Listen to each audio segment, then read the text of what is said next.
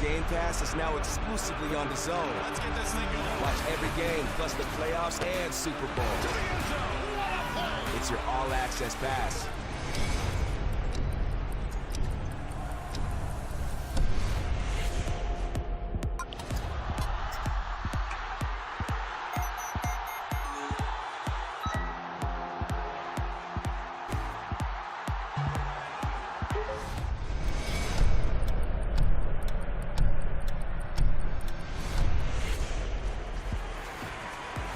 That's how you fight a southpaw. Well on his way to coming back.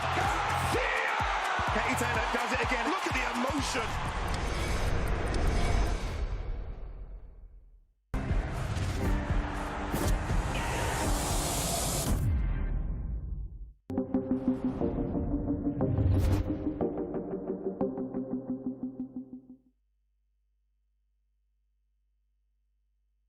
Ladies and gentlemen, good evening and welcome. The four corners of the world. To the four corners of this ring, the fight starts now. So close. How do you like it?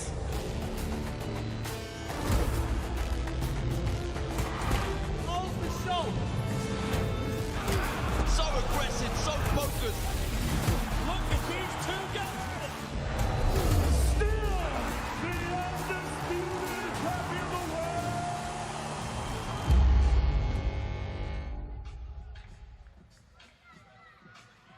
Hello and welcome to Before the Bell in Manchester for a great night of boxing. First up is Welshman Brandon Scott, so I'll hand over to our MC for the evening, Mr. David Diamante.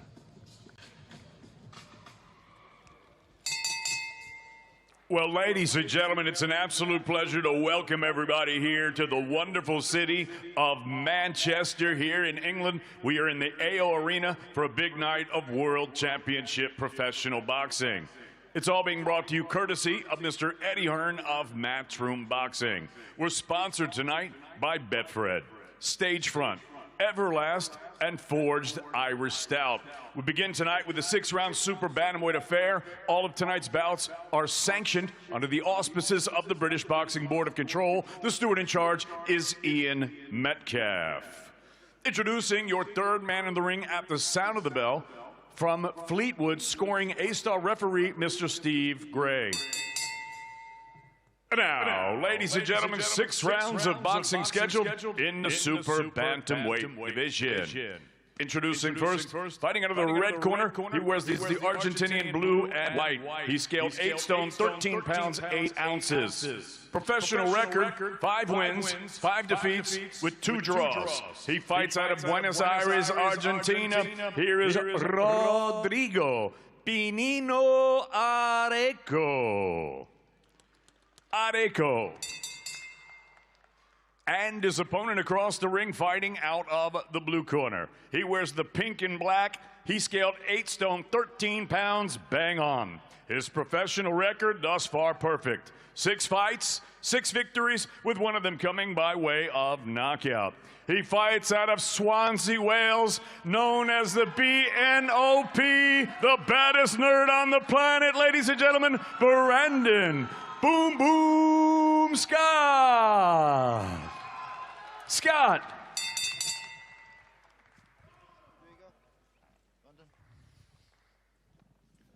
Okay, boys, if a call break, take 1 step back. Rodrigo, Sidigo break, un paso atrás, okay? No punches around the back of the head. No golpes de la parte atrás de la cabeza, okay? Talking guantes. Good luck, lads.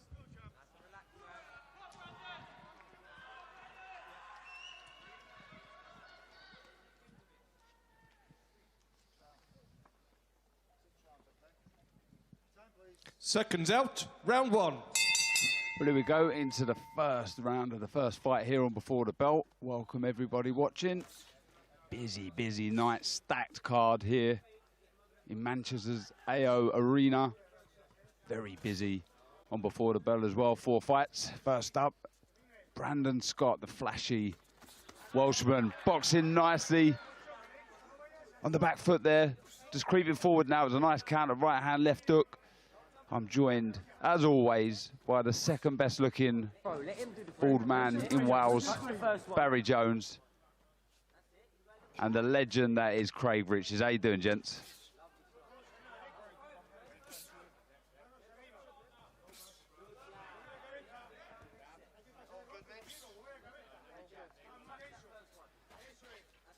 Starting nice and sharp. Brandon.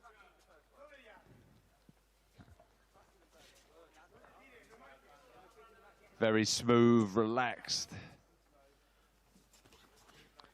That's got a little bit too close there, didn't he? Got to remember to work behind that jab there, Scott. Ah, nice left hook from Scott. I think he has, Craig, go on. He's got very good timing, he has. He's timed his shots very well. Yeah, we see him as Spider-Man. Actually, he wasn't. It was Sonny Edwards who was Spider-Man, but we've seen him as Spider-Man in the past. We've seen him as Forrest Gump. But he's a very good fighter, and I think he wants people to know just how good he is. Quick hands, he's intelligent.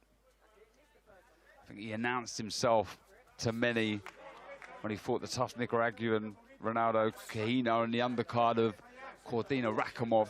Looks very, very good that night. Yeah, he's a very good character. I've seen him different costumes, different things he's come out with, different little tricks, and it's an entertainment business, so it's good to see him bringing his personality to boxing. Yeah, he's been out for a little while. He had a hand injury after his last fight on the AJ Hellenius belt. But looking to bounce back, he's ready. He says the hand's good. He's in good physical shape and looking good, Barry. Yeah, just loading up a little bit, I think. You know, again, that eagerness to want to be impressive, but just take your time a little bit. Work behind the jab, go through those, go through the stages of attacks. Rather just look at the jump in. That's better. The feint your way in or jab your way in, but get close a little bit more intelligently than he has in the last sort of minute or so. Yeah, looking to slip inside.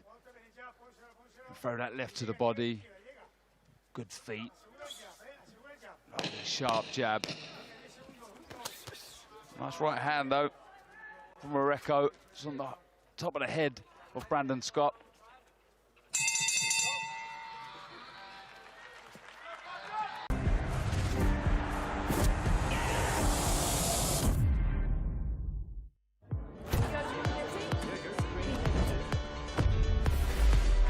New look, same great taste.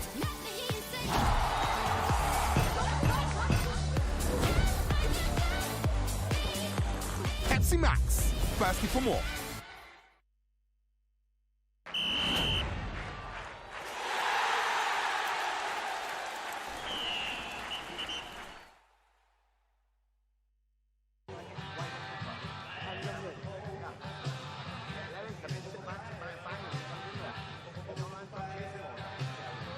Corners, 10 seconds.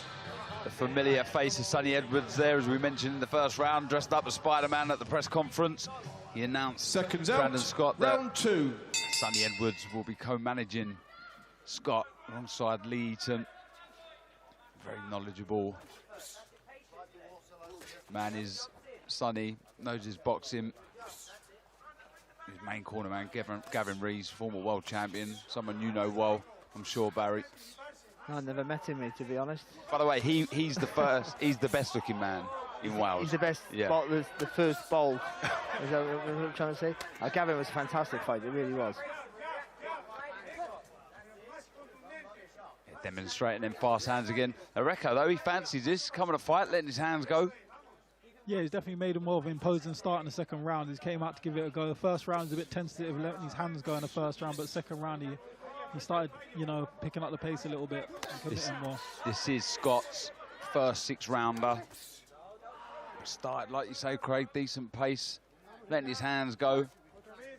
You got to work on that semicircle there, Scott. We talk about it all the time, but you know, going back a little bit in straight lines here. So he's coming forward, and then when he's retreating, he's going back in straight lines.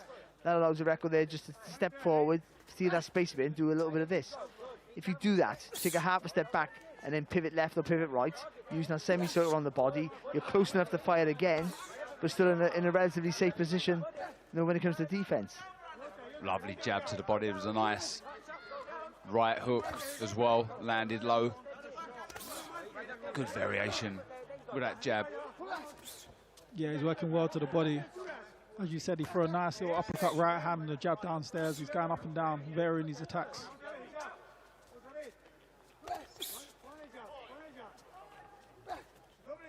See, that's a chance for him to throw the shot there. It is that he did it that time. Yeah, it was lovely, working that right hand well, just stepping out of range and landing the shot over the sometimes lazy lead hand of Areco. Just let these Scott get a little bit lower, so especially when he comes forward, just bend your legs a little bit, just slide forward, but stay in a little bit of a lower position. You can explode into your punches a little bit more effectively.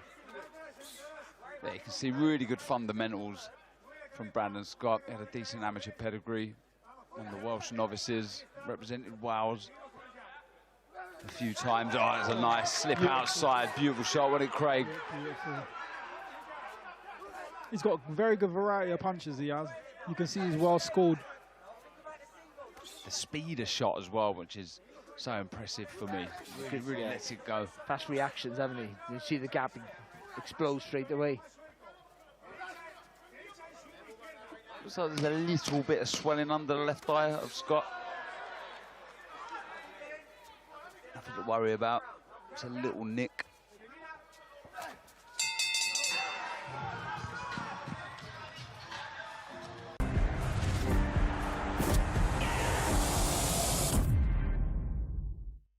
Think you know Disney Plus? Oh my gosh! You're missing half the story. Oh my gosh! Because Disney Plus has loads of stuff for grown-ups only, like... I must go punch that baby. And like... Plus a bit of... Which is why Disney Plus has parental controls. So you can be sure the kids won't see anything they shouldn't. Disney Plus. Grown-up shows you'll love, with parental controls you can trust.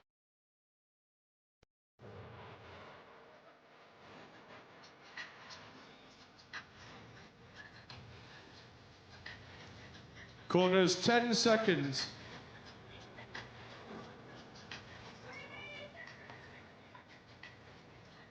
Seconds out, round 3. Into round 3 we go. And a reminder, this is the first 6-rounder for Brandon Scott. Looking good so far, Craig. Yeah, I think he's looking brilliant. I think that as Desurin hit a perfect pullback right hand. That's the skills we were talking about earlier. The variety is brilliant from him. It's a lovely right hand. Better though there for it. See that little feint, just he's not using the jab as much as maybe I would like, and that'll just create the opportunity to a lovely right hand. Beautiful shot again, the right hand, left hook. And this is what I like about Scott. Yeah, he wants to impress, he's working downstairs, good variation. Beautiful variation. Well, I think we said this before, Barry. We don't mind it when a fighter is a little over ego. Yeah, you want them to impress, you want them to look good, and you'd rather have to contain that than go looking for it.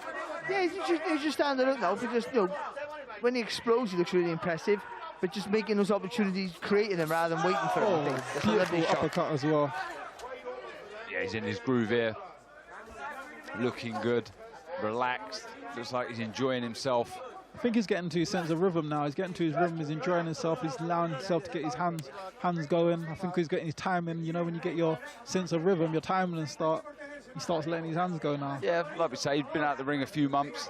AJ Helenia seems an age ago to have that surgery. So like you say, it takes a little while to get that timing, get that distance back. And we're seeing it with Scott now in full flow, looking good against Areco, who I must say, you're only as good as your last fight, and his last 2 have been victories. He's fought 8 times, numerous occasions, so has that edge and experience, but looking good. Slot another little right hand up under the elbow there.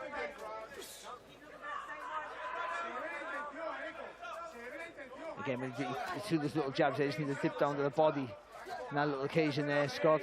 Great head movement as well. You see the slips inside and outside, and he's feinting that jab now and coming with the left hook. He's manipulating his opponent's hands wherever he wants them, really.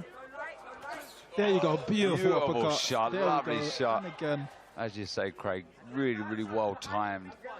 Slips on the outside, he's happy to slip inside, work to the body. Has been impressive. Beautiful. He really is a good operator, Brandon. It's impressive, his variety, to be honest. Jab downstairs again. And there's always added pressure, I guess, when you are a bit of a showman and you want to talk and you want to have a bit of a laugh. You've got to back it up in the ring, and we're seeing that. Nice jab, though, from Areco. Some damage from the nose of Scott. Oh, there we go again. Really good shot. Yeah, he's got a little bit of mark on the eye and nose now. If he can just learn to just get a little bit more of a turn on that shot, because he's doing it from like a lean back position, he gets much more purchase on the punch. Yeah. Yeah, boxing nicely. Like see, just looking at Scott there in the corner. He has a little bit of damage around that nose under the left eye. It usually happens when you've been out the ring for a little while. Your face forgets what it's like to get hit with shots with the little gloves on. And also, I just think, you know, that round he got hit less, I thought, because he was feinting more. You know, and you do that. Sometimes you've got to throw the jab like you did there to miss, to allow the other guy to throw, so the gaps to appear for you to land your more impressive shots. See it there, it's a lovely bit of work there. It's a little lean back, little turn of the shoulder, coming through with that right hand. And he followed up with a left hook as well, which was quite impressive. And that's been the puncher, hasn't it? He's used that 3 or 4 times in that round. A little dip of the shoulder, bending over that right knee and throwing that uppercut right through the middle. Seconds out, round 4. Well, round 4 of this 6-rounder. Brandon Scott in the black and pink shorts, looking for that right hand over the jab again. And his opponent, Rodrigo Areco, from Argentina, in second best here. He's been game, he's been trying to force the pace at times, but it's just that hand speed, and you can see the difference of hand speed from Scott there, just looking for that right uppercut and the left hook. Looking good, looking switched on and focused, Barry. I was thinking, he's landing some lovely shots, but nothing's hurt the record. But that was the first time I've seen him hit back on his heels there. I think as you said, Dad, the speed is the difference in this fight. Areco's tough and he can clearly punch. He's marking him up every time he lands, but it's just the speed of Brandon's able to beat him to the punch every time, and that's what's winning in this fight. Yeah, he's enjoying himself in there. He's in a fight for sure, Areco. Look, he's trying to creep forward. He's trying to land shots, but he's completely second best here, and you're seeing the good variation with movement.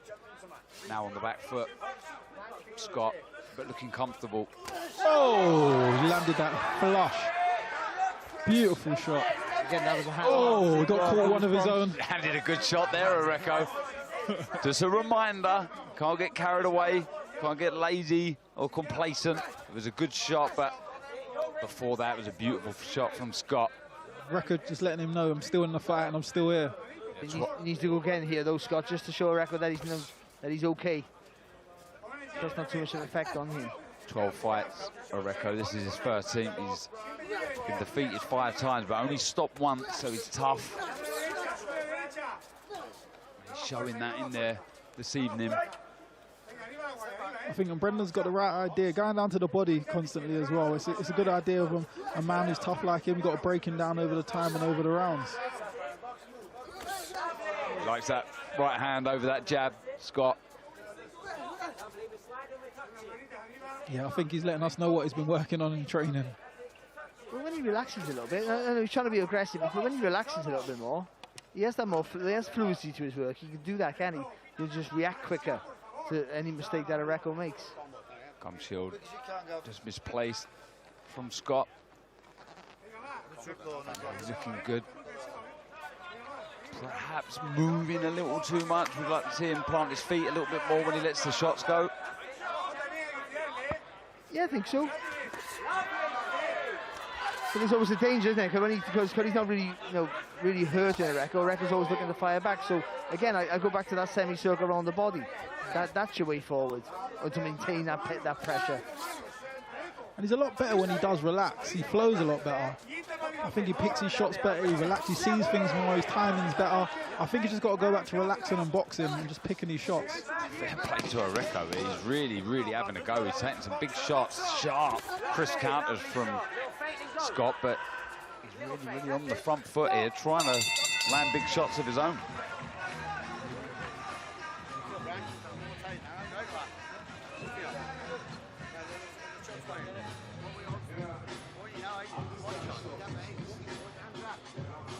a lovely, again, that uppercut's been the punch of the fight for him, hasn't it? There's Scott, that little dip with the uppercut.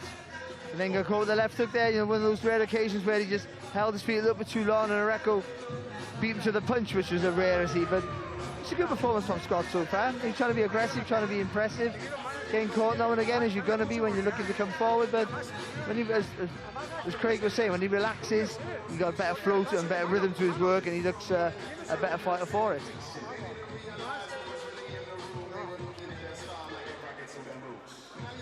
He just looks hard. Corners, 10 seconds. Some deep breaths from Areco, but yeah, he's a tough fighter, that's for sure.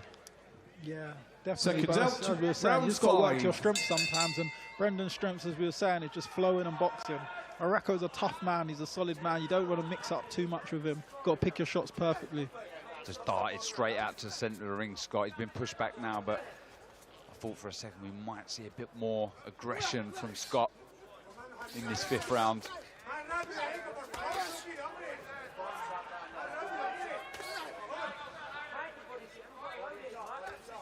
Had a really good scrap, Areco, with Marino Botello in July 2022. He was 4-0 then, Botello. It was a draw, it was a really good fight. Ebbs and flowed, went one way, went the other. He's gone on now to 8-0, Botello, so he can cause a shock now and again. Yeah, he looks like the more the fight's going on, he's warming into the fight as well, and he's believing himself a bit more. I think he's taken Brandon's power, realised he can handle the power, and now he's pressing on to try and put a dent in him himself. Trying to ping out the jab, Scott. Yeah, something that's been lacking, isn't it, I feel. I think that from the first round, you should be just peppering him with the jab all the time. It's the rangefinder, he might encourage Areco to throw from too far out so you can land that quick right-hand counter. Yeah, you mentioned the word feint, I think, early on in this contest, and he's neglected that a little bit, I think, as well. Not drawn out the lead as much from Areco. I agree with you, Darren. I think if he feinted a lot more, that he would make his night a lot easier. I think you can't just stand and invite the pressure in with a fight like this. Just gone halfway in this 5th round. These are valuable rounds, though. I'm sure you'll agree, for Scott. Gents, been out the ring a little bit. Want to get that timing, get that distance. Again, I have to give lots of credit here to Areco, ploughing forward. It's just, looking for that right uppercut again. There was a right hand as well from Areco, but it has, and we've mentioned this, Craig, just that lack of hand speed from Areco. Yeah, 100%. If he had the hand speed, he would land a lot more, but it's Brandon's time, and credit to him as well. He's got great timing, and he's taken advantage of that.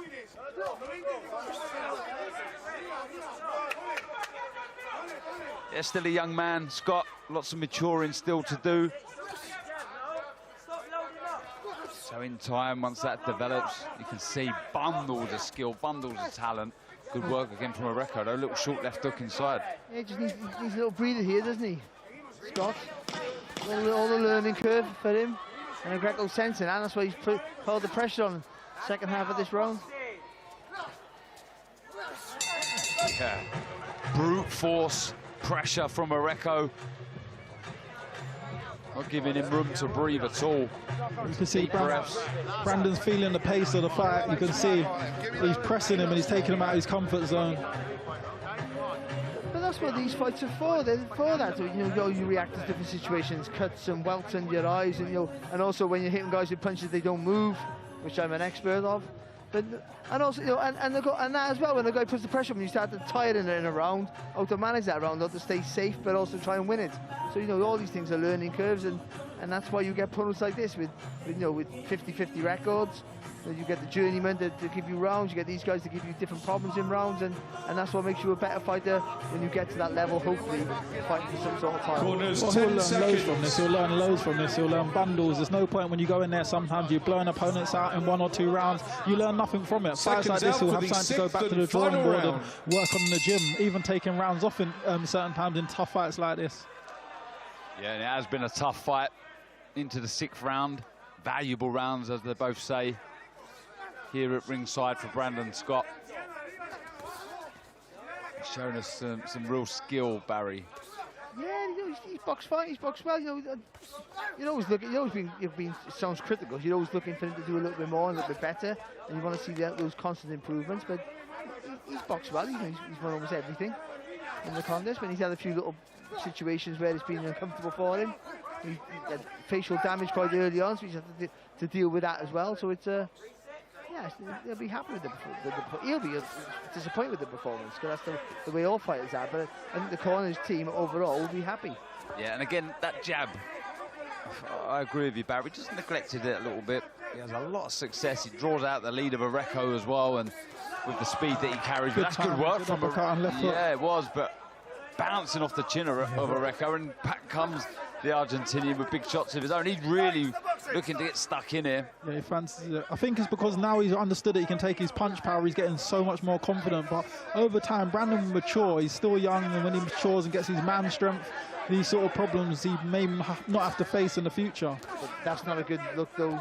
That welters now, that swelling of the eyes opened up to a cut now. I don't know how bad it is, but that might just delay his career a little bit further, unfortunately. Yeah, that is a nightmare, as you say, Barry, because after this, what you'd want to do after a few months out is get straight back in there, be active, and now this is going to slow him down again.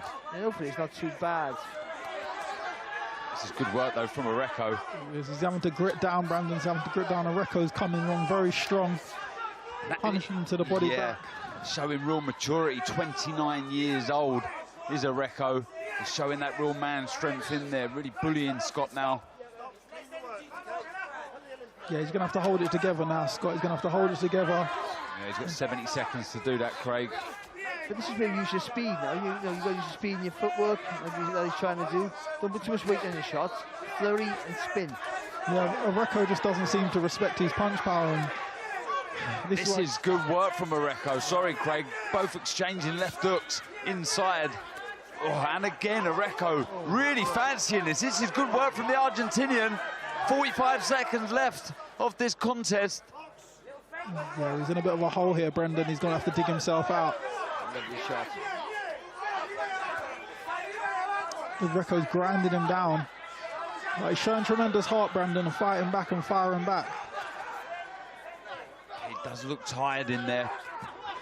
So again, it is his first 6 rounder, Barry. Yeah, you know, and again, it's all a learning curve, and he felt the pace in the last couple of rounds. But also, I think Areco's put the pressure on the last couple of rounds as well. But you know, he hasn't been seriously hurt, either, Scott. So the pressure is tough for him, but he's not being hurt. Yeah, he's earned his money tonight. Well, really good opening contest here on Before the Bell. Brandon Scott versus Areco. Rodrigo Areco from Argentina. A fighter too hard, as you could say. Blitzed the first half. Brandon Scott looked very good, very sharp, flashy, and very happy to be back in there. But Areco really closing the show in style, showing that real physical strength, power, and willingness to win. A half-and-half record from Areco, but he finished strong, didn't he, Barry? No, he finished tremendously strong, and I think it was a point that he probably should have pulled the trigger earlier, because there was nothing. All those good punches that Scott landed throughout that contest, nothing really hurt Areco, and maybe he should have started to push the pace a little bit early in the contest. But he made Scott work, especially his last 2 rounds. Made a really tough night there for Scott.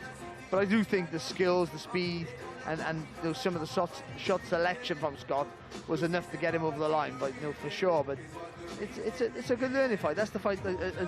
As Craig was saying, that's the fight you need, to develop your career. Yeah, he'll learn loads from that. He'll learn bundles from that, and he'll go back to the gym and he'll have loads to work on and go to the drawing board. And now when he's focused on his next fight and he's training, he'll be thinking about tonight. And Craig, there's a lot to work with as well. Good fighter.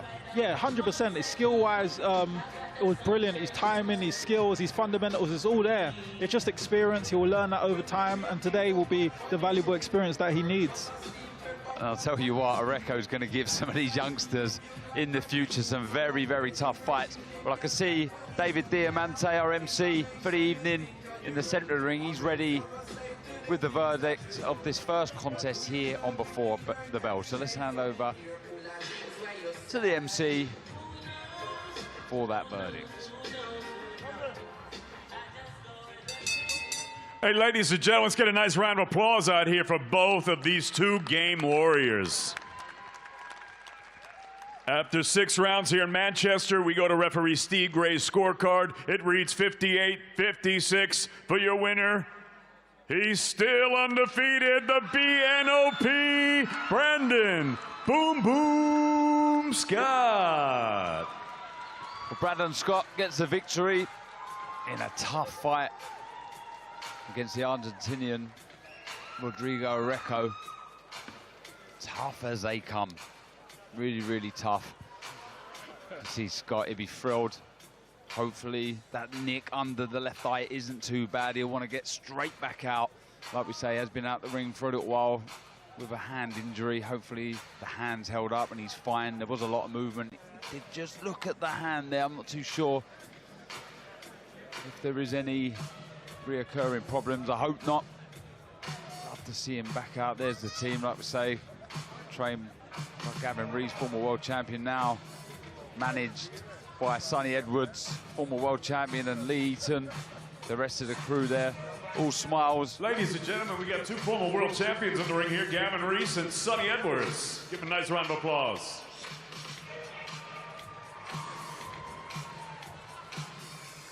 Well, there is the AO Arena. We'll have some noisy spectators in here later on for sure. What a main event we have in store for you. Jordan Gill versus Zelfa Barrett.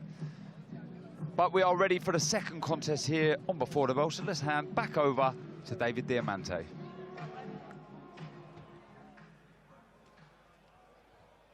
And now, entering the arena, please welcome the undefeated young Mancunian, William Crawler.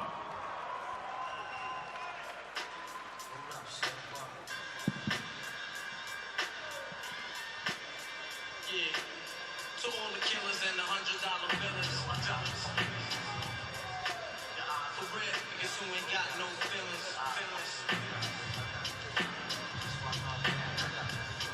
Check it out, man. Well, here is William Crawler, brother of Mancunian legend Anthony Crawler. Looked very good of late. William Crawler was always going to be a work in progress, but now 4 fights, 4 wins. His last 3 all coming inside the distance, and it's been the rate of improvement that's been so impressive. A different style of fighter to his brother, but with the rate that he's improving, the team that he has behind him, the future could be very bright for William Crawler.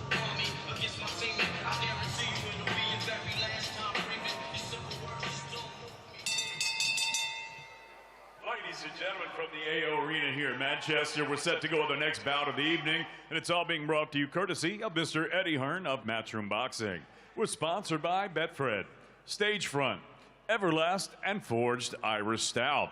Introducing your third man in the ring at the sound of the bell, from Liverpool scoring A-star referee, Mr. Mark Lyson.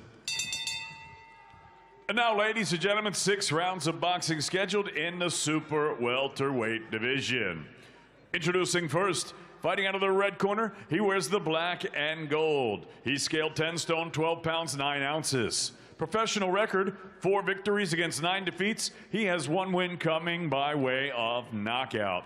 Combattimento fuori Latino, Lazio, Italia. Please welcome Fabio, the Major Cascone. And his opponent across the ring, fighting out of the blue corner. He wears the green with white and black trim. He scaled 10 stone, 11 pounds, 1 ounce. His young professional record thus far perfect, 3 fights, 3 victories, with 2 of his 3 wins coming by way of knockout. He fights out of Manchester, England, William Crawler.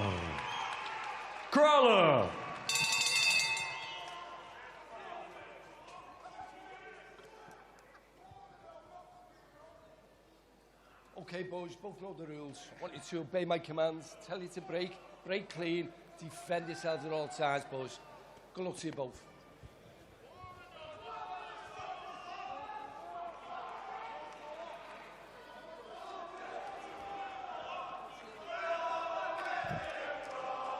Seconds out, round 1. Well, William Crolla in the blue corner, Casconi in the red corner from Italy. In there, like I say, a rapidly improving William Crolla. A natural Swiss hitter, fighting out the southpaw stance. I think that's his more natural stance, but loves to box on the front foot and landing a lovely left uppercut early on in this contest. What he does so well, Crolla, he turns into every shot. He turns from the hips and the shoulders, so every shot doesn't mean it's correct. You know, he almost commits to every punch he throws. Yeah, he does. He really commits to the shot. You've been impressed with William Crolla, Craig? Yeah, I'm very impressed with him. He's picking his shots very well as well. He's not wasting anything. He's not throwing for the sake of it. He knows everything he's doing. He's quite composed, but, you know, it's in the family, it's in the blood. I'm sure he's got a lot of pressure tonight, but he's doing well under the pressure. He's getting his tempo shots here, Casconi. Oh, beautiful. Oh, he's gone down, Casconi, early in this first round. 5, 6, 7, 8. I don't know if he's going to make the count here. Another early finish from William Crolla. He didn't waste anything. He did not waste anything at all there. Wasted no time. And like I say, the rate of improvement Wow, very impressive. from this young man is very impressive, Barry. That's a learned technique, that is. That's a tap. So you get that natural dip. You bring your right shoulder almost to your left knee. So you get that proper turn in your punch. I said he turns into every shot. A left hook to the body, left hook to the head. But the body shot did him. But either way, if that doesn't do you, it drops the elbow for the left hook to the head to hit the target clean. But the body shot did him. A little delayed reaction. Casconi goes down, and he's done. Yeah, usually durable Casconi there. Only been stopped once in 9 defeats, but absolutely blitzed there. Wow. Like you said, Barry, he turns into every shot. He's looking to impress, looking to put on a show. And again, the improvements shown have been so impressive. Let's have a look at this finish again. There you go. Like you say, Barry, the drop to the body with the left hand, followed back upstairs with that left hook. Beautiful work. He always uses the right hand as a measure to help him give that little turn of the body. And it's not a massive, over-exaggerated turn. He touches with the right hand almost, a little turn, bam, bam. But that left hook, because of the angle, because he turns, when you turn that right shoulder, it dips the left shoulder down. It gives you that angle to lift the diaphragm with the left hook. It's the way he sets his feet. He sets his feet so beautiful before he threw the shots as well. He was all in position every time. Well, it was 3 stoppages in a row. Make that 4 now for William Crolla. Said to me earlier on in the week that he wants an area title before the end of the year, and the rate that he's improving, I've no doubt he's got that in his locker. But the fighters are in the centre ring, so is our MC, Mr. David Diamandis. So let's hand over to him now.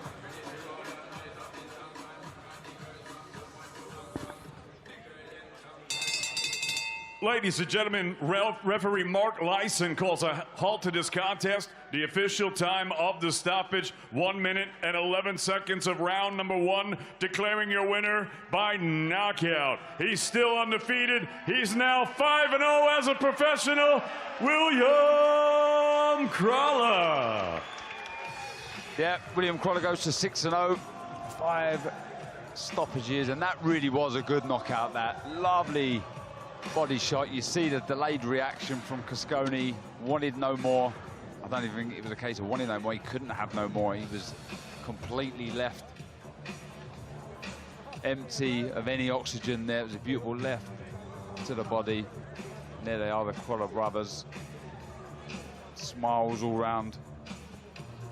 Rightly so. It was a very, very, you can't even judge it, I guess, as far as performance-wise. I mean, the win was spot on, the ending was spot on, but we want to see more. But I think you can, because, you know, again, his technique is absolutely fantastic. He commits to every shot. As Craig said, he's getting his feet in the right position to get the purchase with the speed without losing anything. So he's not losing any speed. was still getting weight inside the shots because he's making that turn that we all taught as young and we all forget from the hips and the shoulders every time. For a professional early in his career, he was so composed. He wasn't like falling off balance because he was over enthusiastic, trying too hard. It was a perfect performance. It really was. Spot on. Fantastic finish. Darren, the sign of a good fighter, or potentially a really good fighter, is you never rush your work, but you get him out there early. And that was the prime example of that. Yeah, you don't get paid for overtime in this sport. And yeah, people want to see knockouts, they want to see dramatic finishes, and William Crolla makes his way down to ringside to have a chat with our reporter for the evening, Mr. Jamie Ward, who's alongside promoter Eddie Earn and brother Anthony Crolla.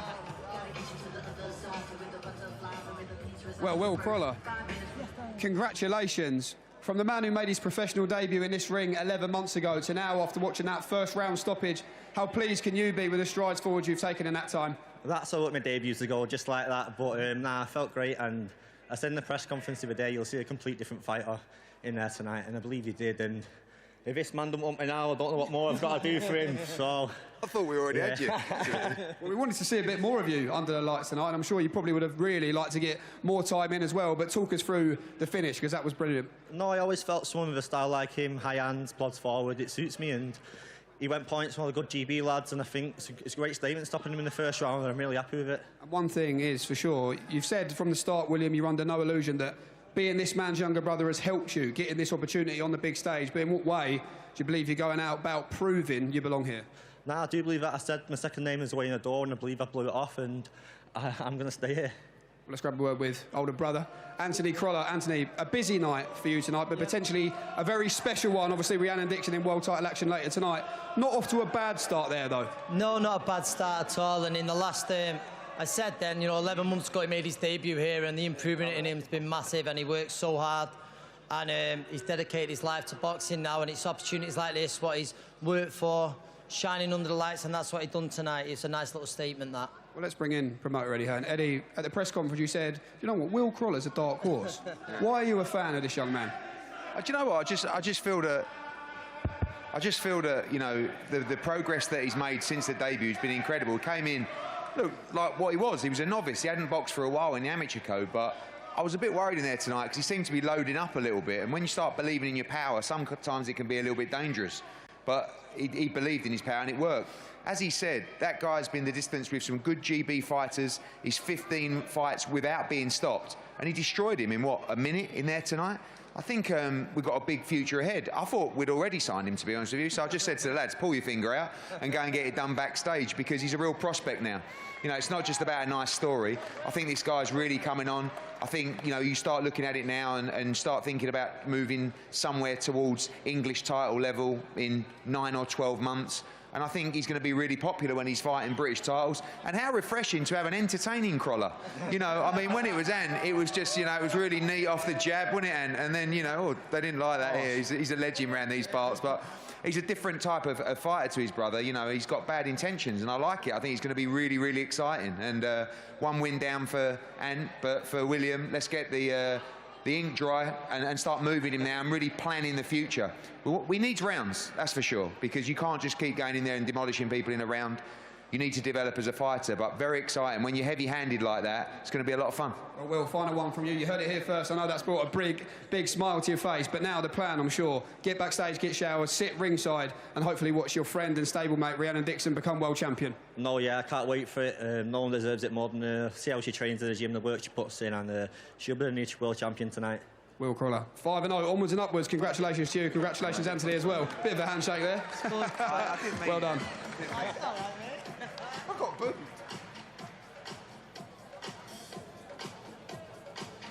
Absolutely fantastic technique there, wasn't it? It's like a tap with power. But it really is, though. Just see the rotation.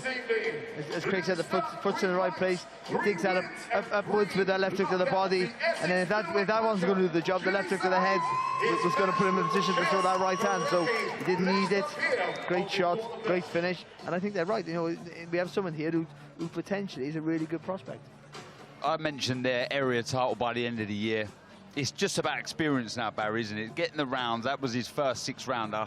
We got about, what was that, a minute and a half of it. But it's just rounds now for William Crawler if he wants to get to that level. But all you can do is match him that way, where the guy who should give you rounds. And if he don't give you rounds, then that's testament to how good you are, how powerful you are.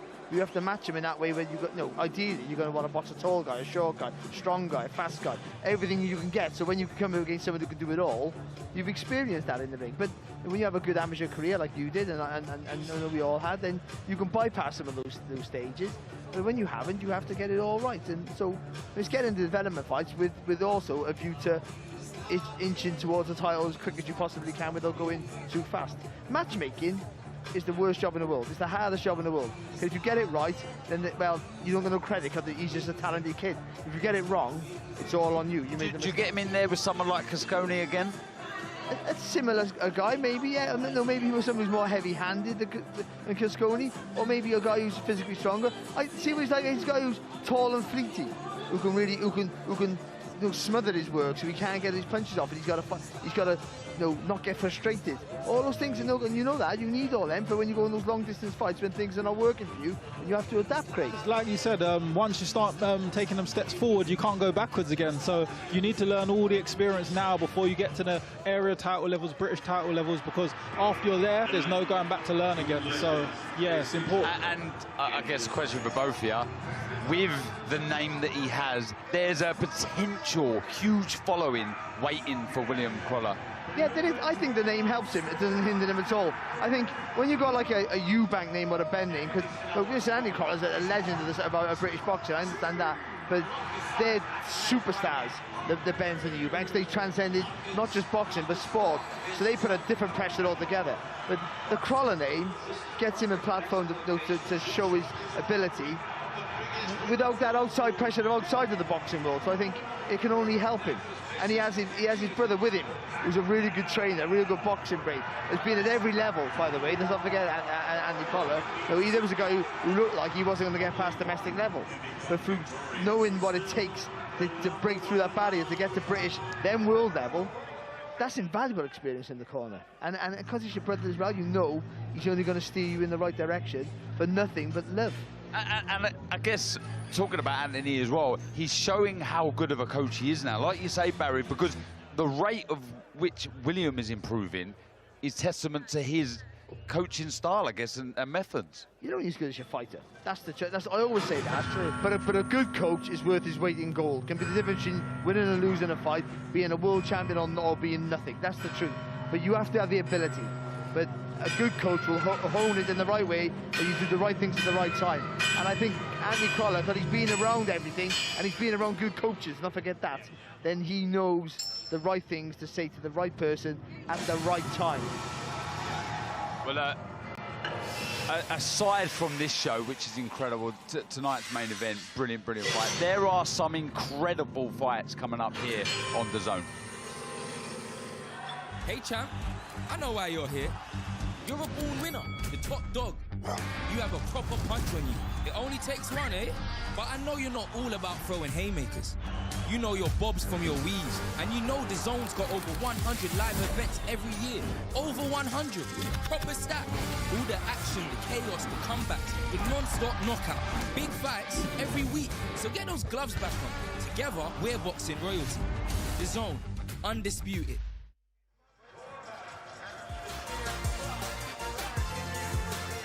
Well, the big fights keep coming here on DAZN. Next week, Peter McGraw looks to bounce back from defeat last time out when he faces Mark Leach in Liverpool.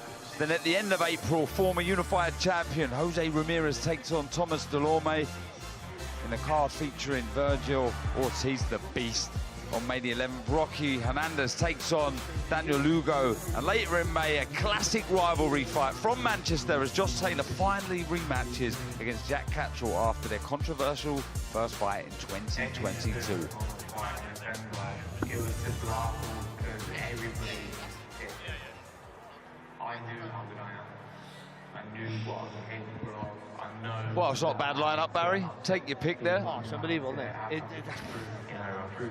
We've seen Eddie. Can I go to all of them? We constantly keep I have been trying to get to all of them, so I got to be honest. But yeah, it's a fantastic line. It really is. And now with the signing of Blue Tennis, with Jared Ennis, still, like, if I don't get the ringside one of his fights, then I'll be dangling. I'll arm wrestle you for it. I'm wrestling you for it. You're joking. I'm Right. as a bear. You're going to see there's a change. We've got a change of commentator here. In steps Chev Clark. Chev, how are you? How do I look? You look very well, mate, and you've got some news as well. Yes, sir. May 25th, I claim the British. Nice, nice. You must be pumped, buzzing for that. I'm actually very cool, collected. You know, fight night is when we get excited. All going well? Training going well? Preparations? Was you shocked at all when you got the call? No, because I've prepared for it. You've been waiting, yeah, I've been waiting, yeah. So it was just waiting for the original man to say. It's going to be, yeah. Yeah. But now it's here. It's exciting times and something we knew that was going to happen. So it's just a matter of time, isn't it? And it must be nice being in this environment as well, soaking up some of the atmosphere, knowing that it's not long till it's going to be your turn to experience it all again. Yeah, most definitely, because, you know, Ellie's boxing tonight. She's going to claim a title. And, yeah, it'll be my turn next. Lovely. Well, yep, Chev out May 25th, but we are ready for our next contest here on Before the Bell. So let's hand back over to David Diamante. Ladies and gentlemen, the action continues with a special middleweight attraction. Now entering the arena from Konin, Poland, please welcome Mateusz Kałecki. Well, here is Mateusz Kałecki from Poland, 25 years old. 3 fights, 2 wins. One of those wins coming by a stoppage. Lives in Brezno, Poland. Has a bit of amateur background. Won the Polish national championships, reaching the semi-finals. I must say, he's in deep here. But very, very talented, hard-hitting Jimmy Sains.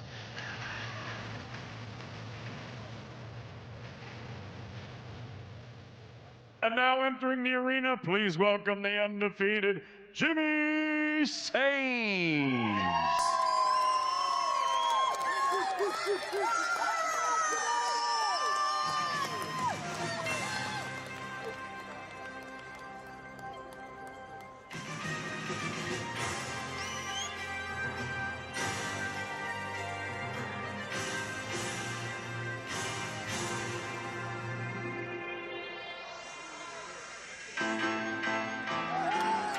And here he is, the young former Repton star, Jimmy Sains.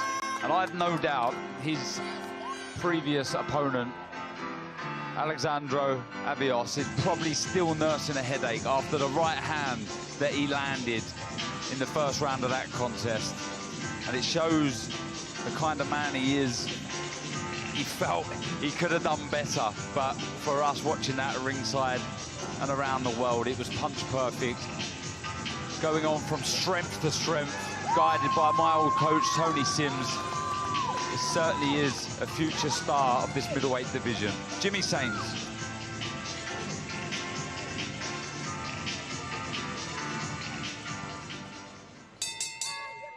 Ladies and gentlemen, from the AO Arena here in Manchester, England, live on DAZN, we are set to go with our next bout of the evening, and it's all being brought to you courtesy of Mr. Eddie Hearn of Matchroom Boxing.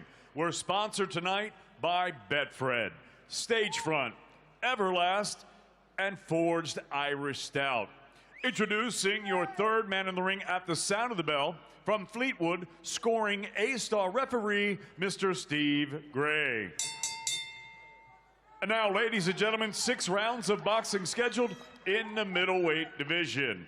Introducing first, fighting out of the red corner, he wears the white trunks with the black lettering. He scaled 11 stone, 7 pounds, 6 ounces. Professional record, 2 victories, 1 defeat. He has 1 win coming by way of knockout. He fights out of Konin, Poland. Please welcome Mateusz Kałecki. Kałecki. and his opponent across the ring fighting out of the blue corner. He wears the green and gold. He's scaled 11 stone, 8 pounds, 3 ounces. His professional record thus far perfect, 3 fights, 3 victories, all 3 wins coming by way of knockout. Here is the 4-time national champion and the GB Elite 3 Nations champion, fighting out of Brentwood, Essex, England, Jimmy Sains. Okay, boys, have a cold break, take a step back. No punches around the back of the head. Protect yourselves at all times. Touch gloves. Touch gloves. Good luck.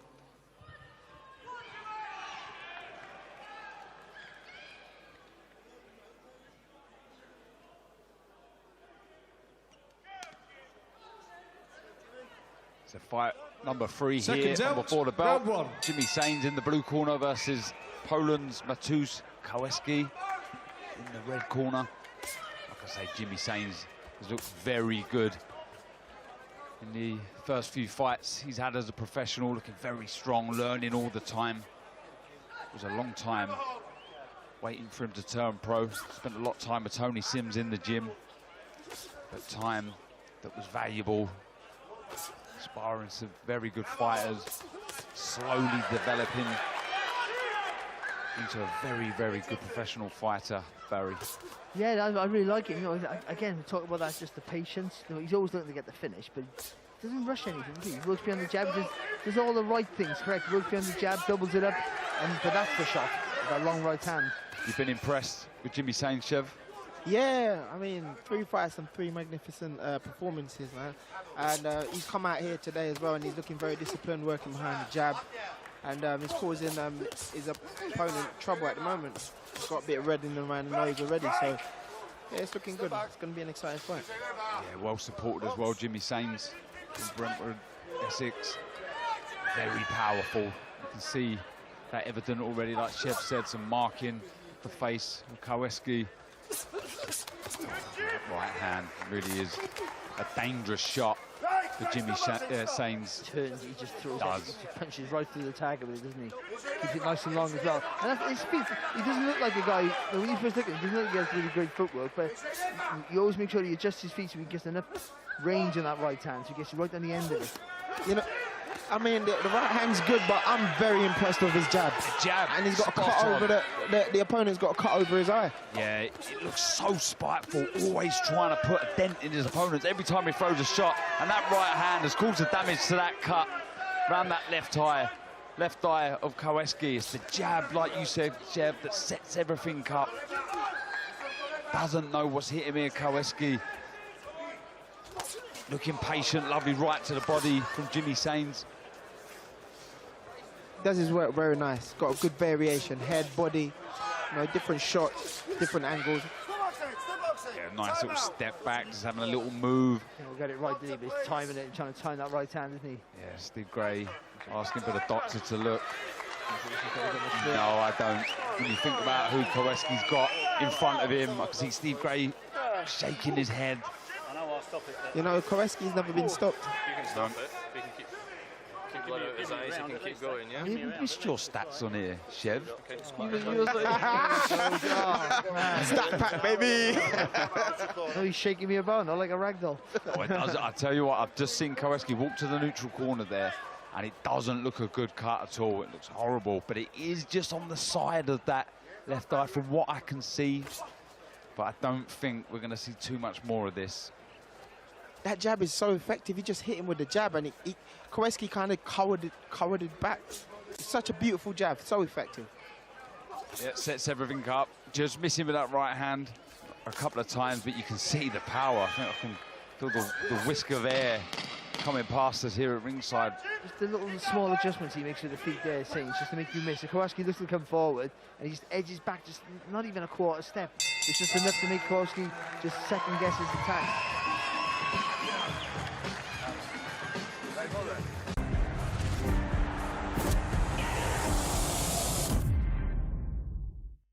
Think you know Disney Plus?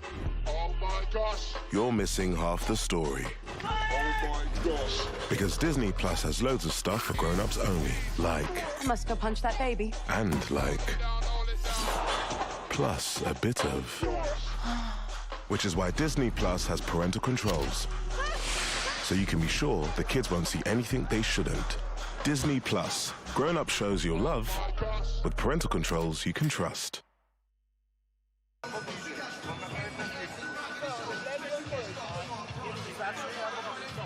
Corners, Let's 10 have a look seconds. how this cut opened up. Oh, it was a clash of heads. It wasn't the right hand. Seconds out. Round 2. Yeah, heads coming together. Accidental head clash.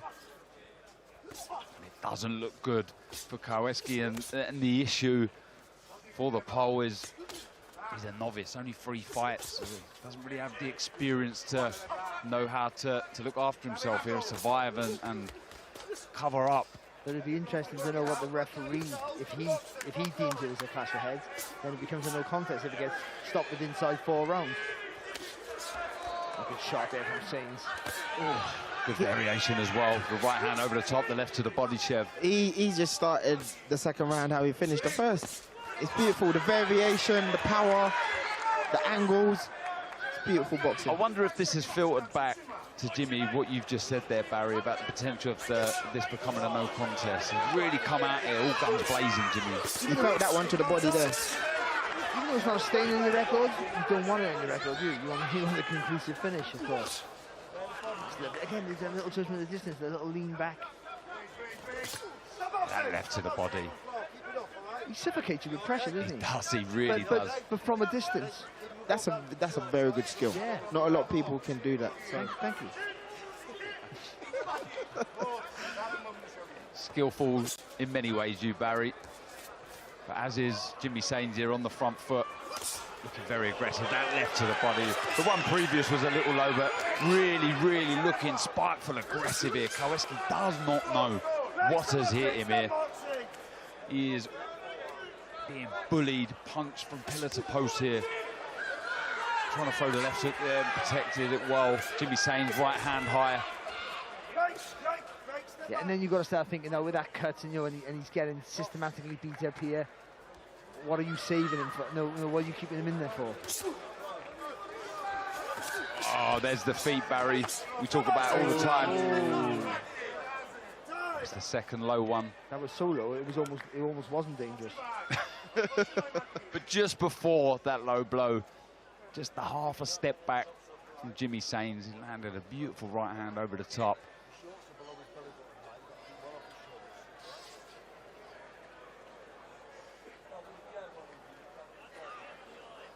Well, he's got a gash over his left eye. He's just been hit low. It's not looking good for Koweski. It really ain't at the moment. Yeah, rightfully taking his time. But again, Sains hasn't rushed any of his work. He hasn't had that adrenaline rush with each other, like to just do too much and smother his work. He's maintained that distance, working on that long jab, trying to get that right hand in the range. If he's too close, he takes a step back to adjust it for his distance of reach. Composure is the word we're looking for, and he has it. Yeah, there's a nick under the right eye as well of Koweski.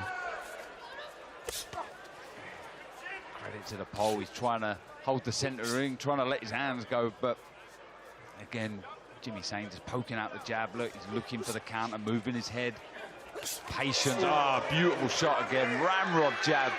Yeah, so he deserved that, of course. He tried to be showboat and he looked in the other direction. Trying to be that's what he's trying to do. The Sains, he's lasered in. That's never going to work. No, he come square on, didn't he? And you know what else I like about him? His defense is always correct. Whenever he throws that jab, the right hand is always there to cover. Yeah. The variation as well with the shots from Jimmy Sains, so impressive. Hooks to head and body, the straight right to the body. Feinting as well. I love that from young fighters looking to find the openings, but another very hurtful, impressive round from Jimmy Sains.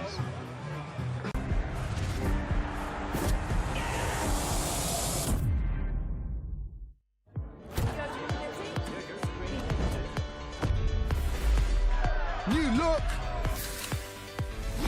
same great taste.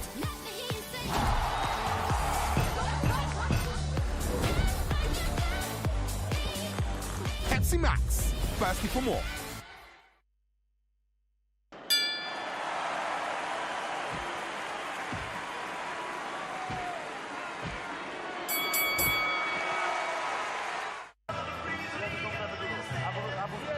Corners, 10 seconds. Yeah, been lovely boxing from Jimmy Sains, spiteful. Seconds been out, aggressive, round 3. been accurate, very, very hurtful. Well, into round 3 we go.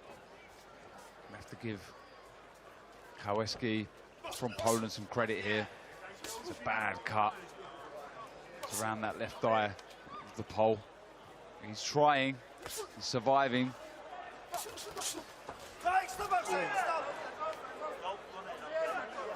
The way Jimmy's going about his work is so methodical. His head, his body, you know, and he's moving his opponent around. It's beautiful, and you know what? He debuted on the 30th of September last year when I fought on the same bill, and he just come on leaps and bounds. I think it's brilliant. You have to get yourself in. Yeah, any chance to talk about yourself, Chev? Me. You got your time on May 25th, Chev. But this is good work from Jimmy Sains. Again, that variation, head and body, reining in the hooks. Fight his back though, Koweski. He does all the time. Lovely jab again, looking right around the body. Just following Koweski around the ring a little bit. Jimmy Sains could just bring that right foot across. Exactly what he's just done there. That's better. That helps him find the target with that right hand of his. But this is... At this point, you have to wonder what the corner is saying. This is big big pressure. Look after their man. Heavy pressure from Jimmy Sains. If he throws like when he gets him on the road, he throws 3 or 4 straight long shots and then dips down to the body. Just rally up to the head there, so he puts all that focus up to the cranium there, and then the elbows will lift, and just take that little dip and whack. Again, that jab. He's got to be, look, if he's going to let his hands go, Koweski, he's got to be selective. He can't be greedy. Oh, the left. There was a wince there. He just sort of buckled over a little bit. The right hand.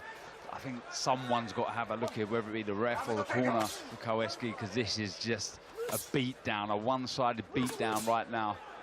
Right to the body, left hook from Jimmy Sains. Took it well there. He did. Was right on the button, that left hook. There's no questioning his toughness, that's for sure. But this is target practice now for Jimmy Sains. And it's still impressive. It's impressive because he's not trying to rush the work. You know, he sees his man's injured and he's just picking and kind of using, gaining experience while picking his man apart. The shots back having no effect. Jimmy Sains, he just tucks up well, nice high guard. Just sits inside the pocket, looking for that counter left or right.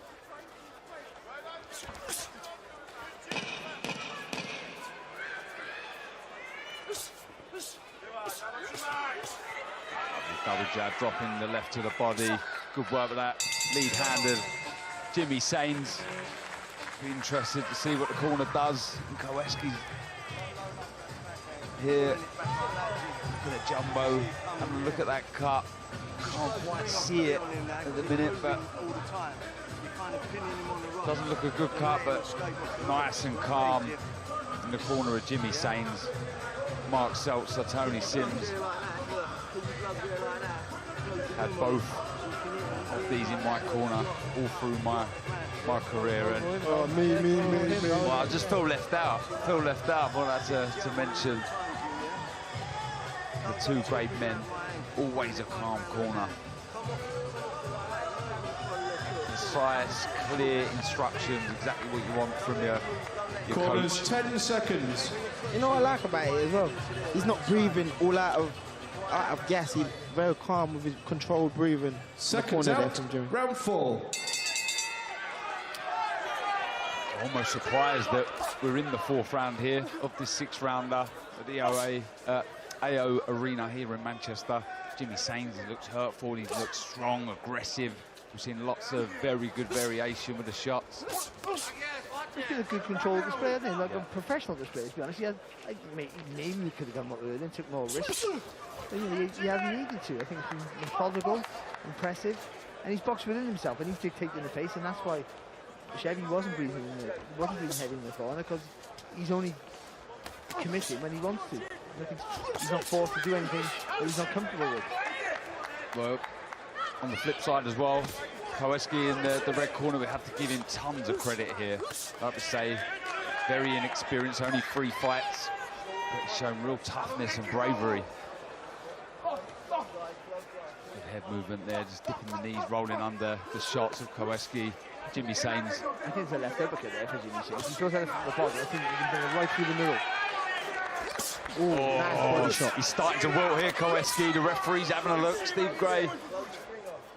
Can you be too brave for your own good? I think we're seeing that now. Not on this table, Chef. You better move on, son. Keep on target. Good work again with that left to the body from Jimmy Sains. He's just trying to hold the arm of Jimmy Sains. Koweski to stop that work, but was unsuccessful with it. Nice high guard, just taking that right hand on the left glove. But I think if Sains pins him on the rope, he's picking the shots really well, no criticism at all. If he pins him on the rope now and sustains the pressure with long shots, the referee steps in. Yeah, just doesn't want to smother his work. Let a barrage go here. Again, working that left to the body nicely. Just over a minute to go in this 4th round. I think he's enjoying, you know, picking him apart and punishing him. That left again to the body, and a rival of Jimmy Sains in the amateurs, Stephen Clark from Liverpool, who's on the bill. Jimmy lost to him in the National Elite Finals, then knocked out Stephen Clark. I think it was a couple of months later, or even a month later. So that could be a rivalry brewing in this division later on. But good pressure from Jimmy Sains. The referee's having a look. Tongue comes out of Koweski, showing again how tough and brave he is. And had enough about him to turn Sains there and just thought the attack for a second. I've got a feeling there's going to be another phase here from... Oh, big right hand. And the referee jumps in, saves Koweski. A brutal, hurtful display from the former Repton star Jimmy Sains. Another impressive victory for the young man from Brentwood.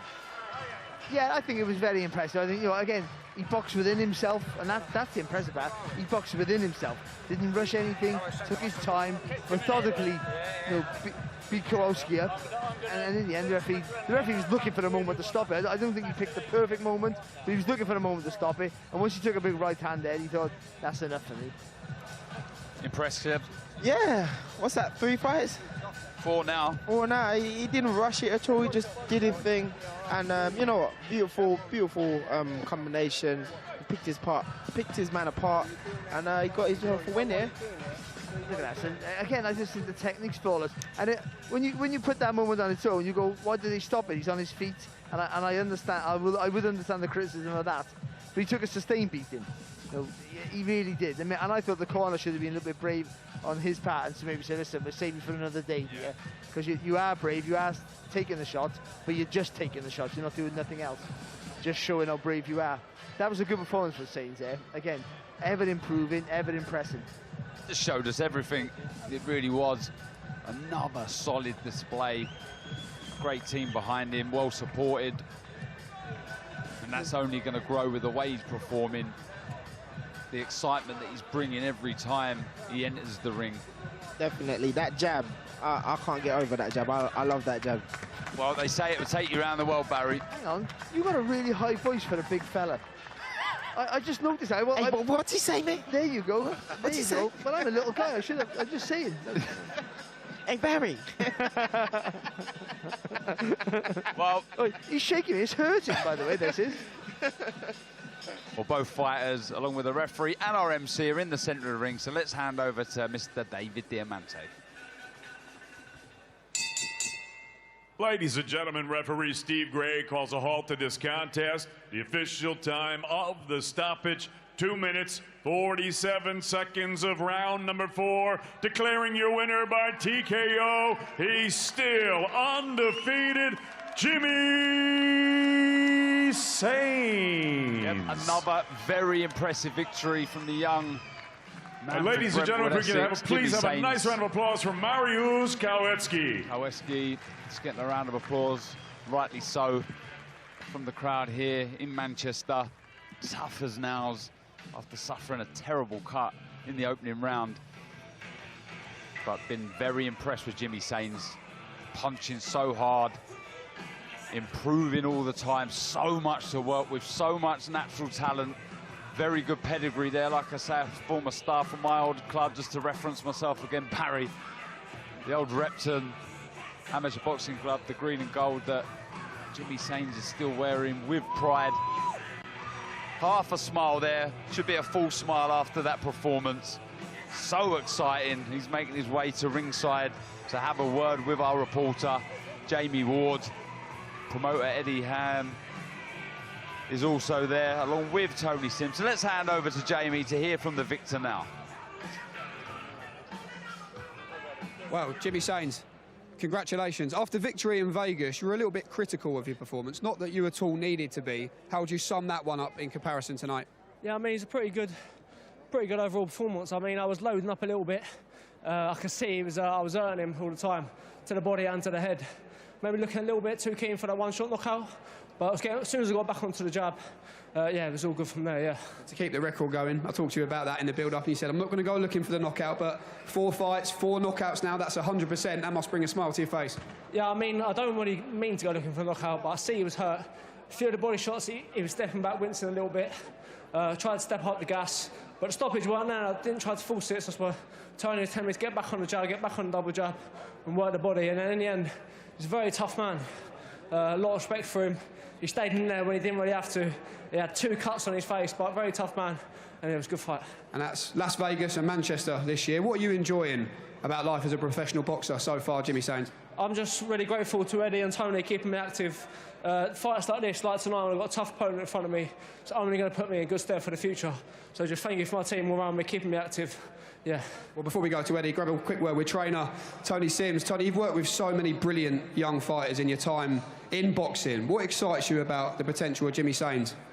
Yeah, like, as we know, he's a good amateur, and he's just now turning into getting in the pro game, and it's about taking your time, getting the rounds under your belt, which he ain't done so far, but that was his scheduled first 6-rounder.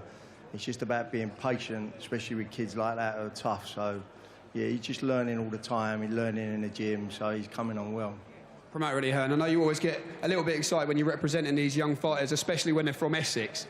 But what makes you smile when you think about the potential of Jimmy Sains as well? Just starting to develop now. Everyone knows about his power. He's had that since the amateurs. 4 wins, 4 knockouts is no surprise. It's just the way that he's going through the gears. That guy was really tough. And it was the engine, really, and the fitness that he had that allowed him to throw that amount of punches. So, good experience. Got some good rounds in tonight, good solid rounds. Got hit a little bit, which is okay at times. Tony will want to tidy that up, but when you're letting your hands go like that, that's what people want to see. Get him out there when you're a level above. And, a good crew on the road here tonight supporting him. I'd like to see him fight in London or back home, soon, because obviously the experience is incredible. Everywhere he's been has been amazing, and Vegas included in here, but he's going to do a lot of tickets back home. Obviously debuted back there what seems like a long time ago now, but hasn't boxed back home for a long time. So hopefully do that in the summer, keep nice and active. I guess 1 or 2 more 6s before he moves to 8s, and you'll see the knockout streak continue. Jimmy, final one from you. Eddie mentioned the crew have made the trip north here to Manchester from Essex. You have a little message of thanks you want to leave for them tonight? Yeah, big thank you to everyone who's come out. I think it's around 100 people from Essex and London. Big thanks, and hopefully we can make it happen in London, hopefully in the summer. Yeah, I'm looking forward to it. Thanks, support. Appreciate it. Thanks to everyone on Match and thanks to everyone on the team. It means a lot. Jimmy Sains, congratulations. Good performance. Well done. Yep, Jimmy Sains goes to 4-0, and this is what we have on the main card live at 7 p.m. Michael Gomez Jr. versus Kane Baker for an English super featherweight title. Jordan Flynn in a tick-over fight. We've got Rihanna Dixon in with Karen Carvajal for the WBO lightweight title. Then Ellie Scottney against Lefebvre for the IBF and WBO and Ring Magazine super middleweight, super bantamweight titles, and then the middleweight division, Steve Clark versus Jensen Irwin, and then tonight's main event, Jordan Gill versus Zelfa Barrett. What a fight that promises to be. But we have one more here on Before the Bell, so let's hand over to your MC for the final time on Before the Bell, Mr. David Diamante. Ladies and gentlemen, from Manchester, England, live on DAZN, we're now set to go with a special 6-round super flyweight attraction. Now entering the arena from Dar es Salaam, Tanzania, please welcome Abdul Kesi Ngaoma.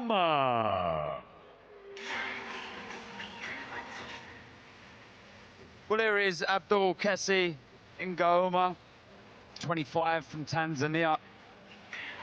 That's 7 wins, 5 losses, the 1 draw. Of the 7 wins, 6 have been by stoppage. He's only been stopped once, and that was to Kobe McNamara. It was last month. He was stopped in the final round. Game, he's rugged, he's tough. But if you know much about Jack Turner, you'll know that he's in very, very deep here.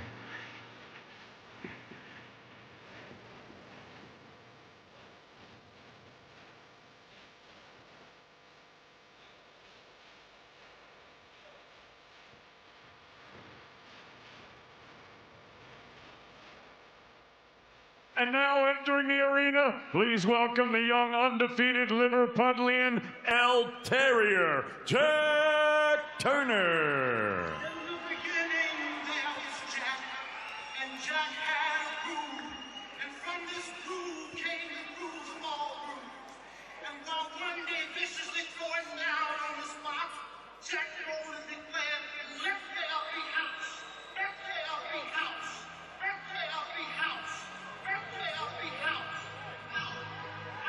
Well, nicknamed El Terrier, Jack Turner. And if you know much about this young man, you know why. He made his debut in May last year in Dubai, stopping Farhad Mivul in the first. He was back out 2 months later, again in Dubai, and again a first-round stoppage. He was back in his home city, Liverpool, facing Adam Yahoo on the Jack Catterall Jorge Linares card. He won in the first round. Brian Lopez was victim number 4. 2 minutes, 30 seconds. That one lasted another first-round victory. And in his last fight, yes, you guessed, lasted less than a minute. This man does not go the distance. He doesn't even go to the second round. So I've said this time and time again. When you're watching Jack Turner, do not blink.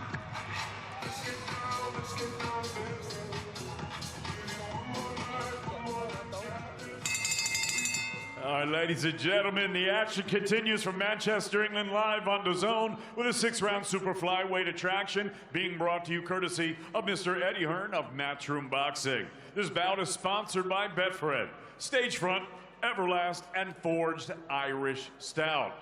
Introducing your third man in the ring at the sound of the bell from Liverpool, scoring A-star referee, Mr. Mark Lyson.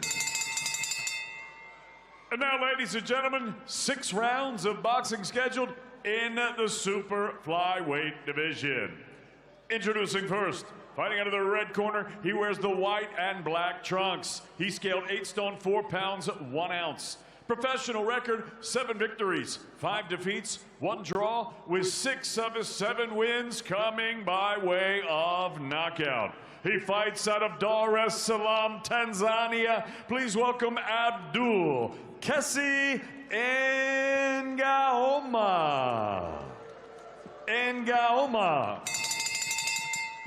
And his opponent across the ring fighting out of the blue corner. He wears the white trunks with the silver trim. He scaled 8 stone, 5 pounds, 6 ounces. Professional record, perfect. 5 fights, 5 victories, all 5 victories coming by way of knockout. Here is the 3-time national champion fighting out of Liverpool, El Terrier, Jack Turner.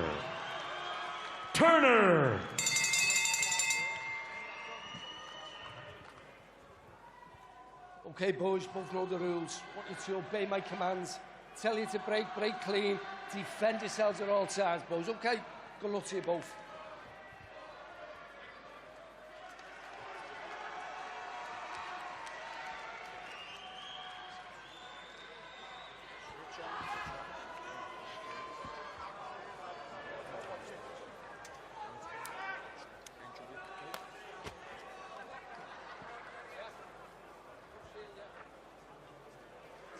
seconds out, round 1. First round here. The final fight. On before the bell, Jack Turner and Gaoma. 6-rounder. I'll be very, very surprised if this goes the distance. Jack Turner, like I mentioned in the ring walk. Oh, 5 fights, 5 wins, 5 stoppages. All in the first round, and there's a right hand from Jack Turner. Drops and Gaoma. 5, 6, huge 7, power. 8. Just commits to every single shot, and we've seen it so early here already in this contest. The way he turns into that right hand is unbelievable. He lifts that elbow, he arcs the punch over. The referee's got to stop this now if he doesn't go down. He is all over him like a rash, head, body. Gaoma does not know what's hit him. He would have known about the reputation of Jack Turner going into this fight, but until you get in there, you cannot understand that power from Jack Turner. Oh, left hook again, drops and Gaoma. What a shot 4, from the young 5, Liverpudlian. 6, He's on 7, unsteady legs. 8. Referee, no, he's waved it off. Another first round stoppage from Jack Turner. Chev Clark, talk to me about that finish. Wow, just wow. He's speechless. He's speechless, Barry. Well then, you're one time to talk on a Jack Turner fight, because you don't get a chance to say anything because it's over so quick, and you fluffed it. What was I'm having a right go. It's like Chev's on cruiserweight. But I'm on a booster seat. That's why I feel bigger than I am. Honestly, the power from every shot, there's power in there, and he's so accurate as well. It's wow. Even that last little bit there, he feinted the right hand to put him on to move his opponent to his right, so he could just throw that long left hook. Unbelievable. Let's have a look at the first knockdown from Jack Turner. Oh, the short right hand, wasn't it, Barry? But he lifts the elbow, doesn't he? He punches across with it. So when he lifts that elbow, he has to turn the body into it. And that gives him all, that uses all those big muscles in the back of his body then. And that's where he generates all his power from. He obviously has natural power, but he makes sure he uses every inch of his body to get into the shot. Look at that. There's the feint. See the feint with the right hand? Looks like he's going to throw it. It's the dip. He feint, dip, and then the left hook. What would you know about punching? I'll tell you what, that is God-given power, that is. I mean, that is a gift from God, that sort of power. He's thinking about it, isn't he? He reminds me of a Gill Yafai. That's how... No nonsense, in your face, trying to take your head off of every shot. He looks tiny and no power, but Gill is very strong, and this young man here, wow. I saw his second fight in Dubai. I was ringside for that, and they said, watch this kid, and everyone says that. You thought, and he came out, he threw a shot, and he didn't look great, and I thought, well, you know, he looks a little bit open to me. And then the next punch he threw, he hit the kid the other side of the ring, and then with that, like 5 punches later, the fight was over, and I just went, oh. Yes, incredible display of power. But then Gaoma, he's to his feet, he's with the referee in the center of the ring. Jack Turner just getting the tape removed from his gloves. He does go to 6-0, all first round victories. So let's hand over to David Diamante.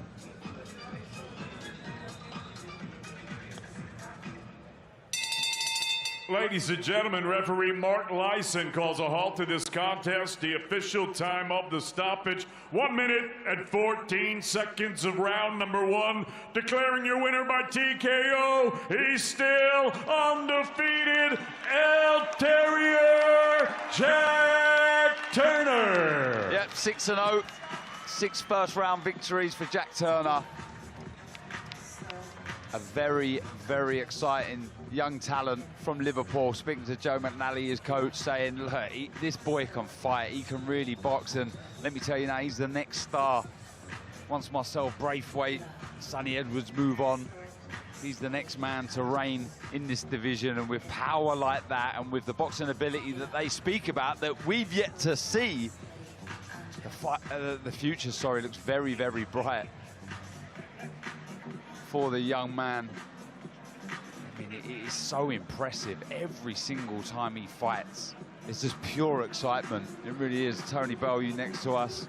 I'm sure he's been impressed with the young Scouser, who makes his way down to ringside to speak to promoter Eddie Hearn. Joe McNally's there as well. But let's hear from the victor, who's alongside our reporter, Jamie Ward. Jamie, over to you. Jack Turner, congratulations. 6 fights, 6-0, 6 first-round knockouts. That's just about as good as it gets. You've got a little wry smile on your face there. Just tell us what's going through your mind just at this moment in time. Yeah, I'm happy I've been working on a few things in the gym and it just showed off then. Yeah, I'm feeling good and I'm going to run through this division, as I said again, step by step. Talk us through the finish, because you had him hurt, he got up, and then it was a brilliant left hand to close the show as well. Because it's not just raw power, it's the way you're setting these shots up as well, Jack, that's so impressive. Just talk us through the final moments. Yeah, I was just boxing, just trying to pick my shots and caught him with a nice left hook and yeah, caught him good. And it's nice that you're composed about it, because I can tell you people are going to start getting very excited about you, especially Mr. Tony Bellew. He's already saying that you're the future of boxing in Liverpool. What is the mindset for you every time you head into a fight, or at any level? What is the mindset when that opening bell rings? Well, obviously I believe in myself. I believe that I'm the best, and I believe I'm going to win. And that's it, really. Well, let's bring in Joe McNally. Joe, I was down the gym last week, and you were talking about Jack and how he's been looking in the gym, and you said, listen, I've half told him to take his time a bit in this one coming up, and he replied in one line on WhatsApp saying, not a chance, I'm winning this fight by knockout. How real is the power? His power is a God gift. It's been given to him, but what you're not seeing yet is what he does in the gym. He's a fantastic talent. There's nothing he can't do, Jamie. I really believe he's the one to take over this super flyweight division. He can box, he can fight on the inside, his defensive work's brilliant, and most of all his IQ. He's just blessed with this power that when he touches them, they stay hit, and you can't teach killer instinct. He catches you and hits you, it's game over, you're out of there. I'm really excited for this kid. He's a magnificent talent, and his attitude's fantastic too. Jack's saying he's going to run through this division when he gets the opportunity. This would also be a question for Eddie Hearn, but for you as a training team, what do you do now in terms of opponents when he's winning fights like this, and 6 on the bounce too?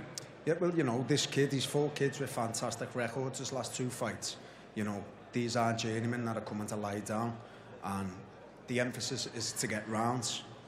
Very difficult with them small gloves on with this man, but as long as he's doing it in the gym, which he is, he spars 10, 12 rounds, showcasing every aspect of his ability. I'm happy with that. You know, if he's getting results like that, relaxing, you know, believe it or not, that was taking his time. He does it in the gym, I'm happy, and he gets in and puts them performances in. I truly believe that, you know, in this country, you've got Liverpool's own Marcel Braithwaite, Sonny Edwards, they'll be pushing on, and this man will be here to take every aspect, every title, pick them all up and run away with the game. Well, let's bring in promoter Eddie Hearn. Eddie, sometimes at the press conferences, and you'll go into the changing room before fights, and you'll say, look, go out there and excite. This is your opportunity. Safe to say, I think, that Jack Turner's maybe getting that message. Yeah, I'm glad he took his time tonight, apparently. You know, that's 6 men that have got in the ring with him, 6 men that have failed to hear the bell for the end of the first round.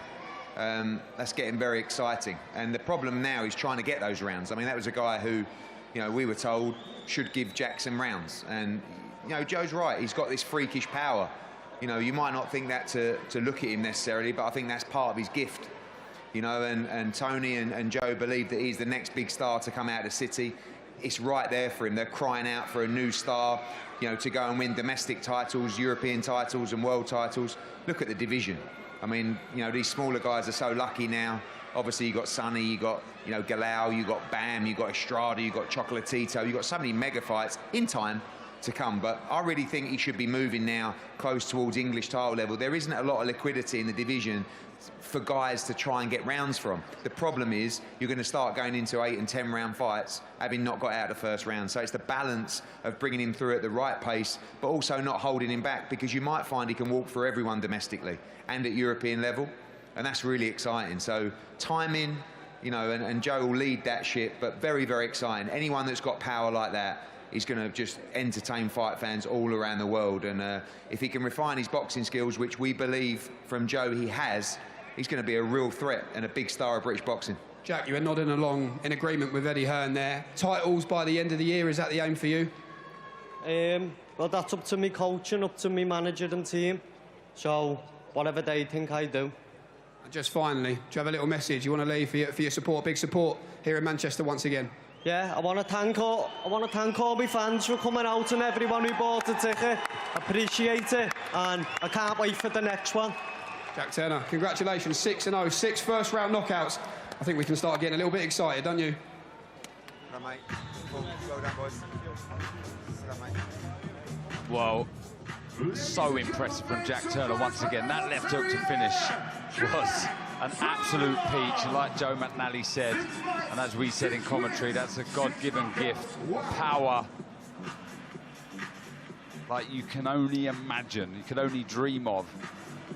And we have former world champion from Liverpool, Tony Bellew, stood behind us. And Tony, look, from your city, Liverpool, how impressed have you been with Jack Turner? And do you really, truly believe he can be the next star for your city? 100%. This is the next star of Northwest boxing. This kid will be, I think this will be the first light flyweight you will see start filling arenas, people talking about him. He's just such a prolific puncher, but you're not seeing his, excuse me, his boxing ability yet. Have you seen it, Tone? I've seen it in the gym, and the kid's quality. I love his balance, you know, offense and defense. Don't get me wrong, he heavily leads the offense more, obviously, but his defense is really good. He's slick, but you're not seeing that yet. All that you're seeing is the raw power. 6 fights, 6 first-round knockouts. Daz. When was the last time we seen a prospect do that? Naz. Won all first rounds, but yeah, Naz was a flyweight when he turned pro, and he was knocking people out cold. I knew it was Naz, but I didn't want to say it. I'm happy Baz did, but I don't want to put names about like that related to his name at this time now. It's too much pressure, but believe me, he's going to light up arenas. What would you do with him, Tony? Like, how do you match him now? So you have to get him a durable man. So Andy Lee just told me ringside then, he says to me, I've heard you've been talking about him. I said, yeah. He said, Tone, I've seen that opponent on the Irish circuit a few times, whether it's sparring and fighting, and he's a really good survivor. Well, look what he's just done to a really good survivor. Took him apart. And to be fair, I looked at the opponent at the start of the fight and I said, Jack, touch him down the stairs, because I knew the minute he touched him upstairs, the kid was going to get the fright of his life. And he got it. His eyes literally opened and double the size. Once a right hook touched him around the back of the head. And it was just the right was on the wall. But for someone like Jack now, he needs round. Yes, he's getting them in the gym.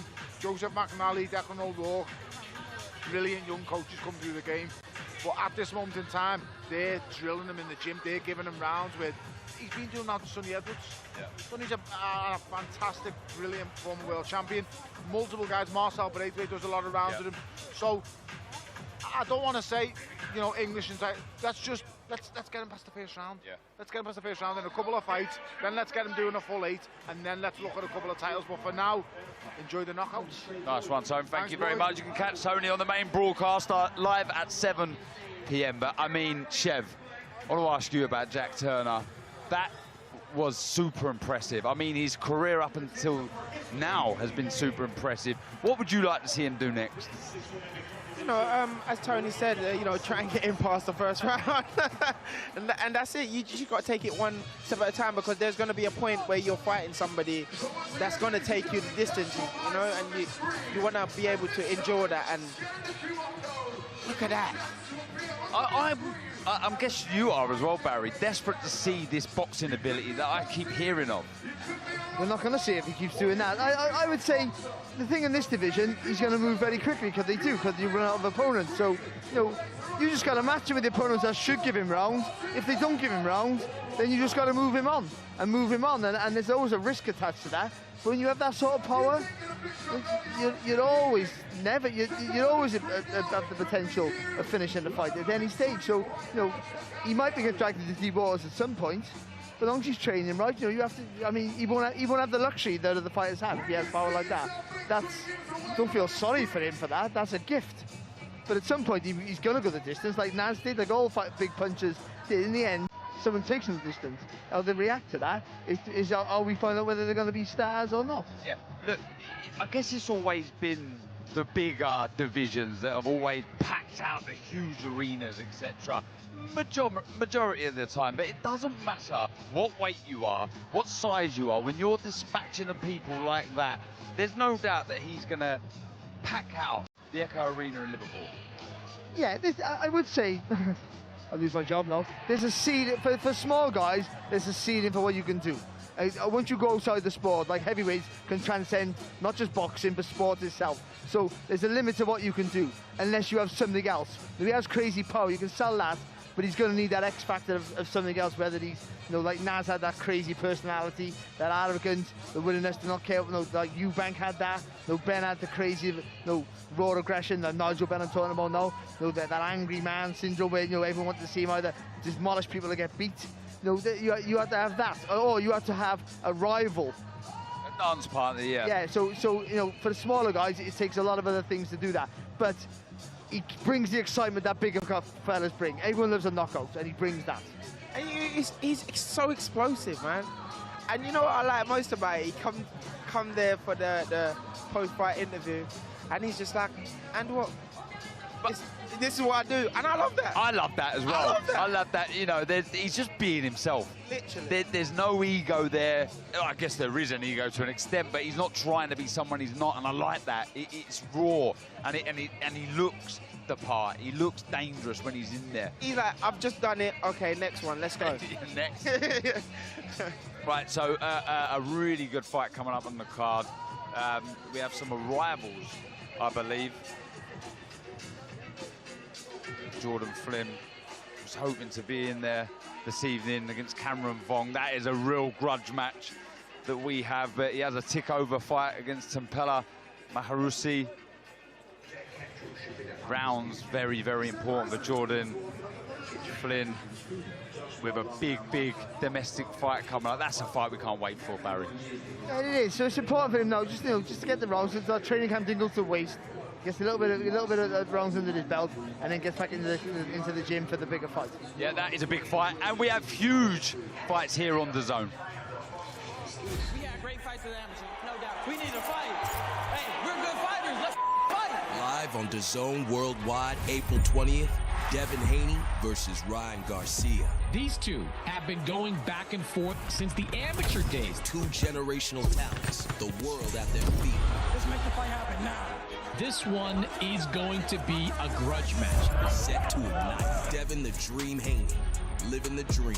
Multiple world champion, undefeated. I am the man. It's time for me to show the world how great I really am. Ryan Garcia, lightning fast, explosive, unmissable, going all in. This is the year I shocked the world. A world championship is on the line, but only one can wear the crown. This is something that comes along every now and then in generation. I'm telling you, it's special. This one else. Live on DAZN Worldwide, April 20th. He wants a real fight? He can fight me. And again, conquer a division. Well, lots of big-time action coming your way on DAZN on Saturday, April 20th. A super fight from America as Devin Haney and Ryan Garcia battle to settle a personal score. And Haney's super lightweight world title. And after the drama of the delay because of the cut to Tyson Fury in sparring, a new date is now set for the undisputed heavyweight clash between Tyson Fury and Alexander Usyk, live on DAZN from Saudi Arabia on May 18th. What a schedule that is. 3 massive fights. I want to pick your brains on the 3 of them there. Give me a winner for those. Haney, Garcia first. I can't see anything but a Haney win. I mean, Garcia has that power where he can cause anyone problems, but the discipline in Haney's work, he won't make a mistake. Same. Chev? Yeah, I think, I'm with you on that. Right, Haney's first now, Canelo Munguia. Canelo. Barry?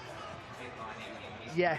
Oh, there was a delay. Yeah, there was because I'm not sure the energy in Munguia's work, and coming off his best performance, I'm not quite sure if Canelo still has that same energy, but you have to, until you've seen it massively wane, you have to still make Canelo a favourite. And then the history-making heavyweight fight Alexander Usyk, Tyson Fury, the first undisputed champ in the 4-belt era. Chev, talk to me. Who wins that one?